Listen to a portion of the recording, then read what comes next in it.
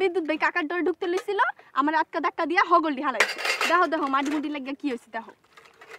আন্দা হয়ে গেছে নি চোখে দেয় না বিদ্যুতে কি জানি কাকা তো বিদ্যুৎ ভাই আর কলেজ যাইতে দিব না মা বিদ্যুৎ ভাই কলেজ যাওয়ান বন্ধ কোদাল লয়ে খেতে যাইতে কইছে এই মাটি কোপায় জোর জোরে কইরা ঘাস এনে গরুরে খাওয়াইতে কইছে জেঠি মাইছে দাদি আইছে ব্যাগতেরে কথা শোনাই দিছে কাকায় ওমা কাকা ইসকা এমন সাথে চটলুকা আমি কেমনে কমু জানো জেঠিমা কয় বিদ্যুৎ ভাই লেহাপড়া বন্ধ করণের লাইগা কেডা বলে কাকারে কান ফরা দিছে কেডাই কাকারে কান ফরা দিব কও তো মা কইছে মা এই কথা জেঠিমা চিল্লাই চিল্লাই কইছে কেন যে আমার লগে এমন করে তোমারে সরল সিধা পাইয়া এমন করে ওই তোরে কেডা কইছে আমি সরল সিধা আমি বুঝি না একটা চটকনা দিব বুঝদার হইছে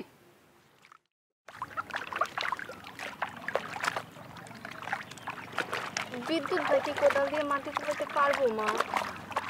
মইরা যাব কোলা মা তুমি একবার যাও না কাকা তো কার কথা শুনতাছে না তো তোমার কথা শুনতেও পারে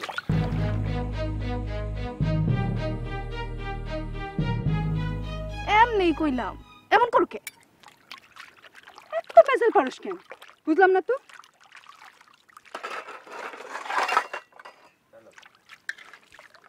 এগুলি ধুইয়া নিয়ে আয়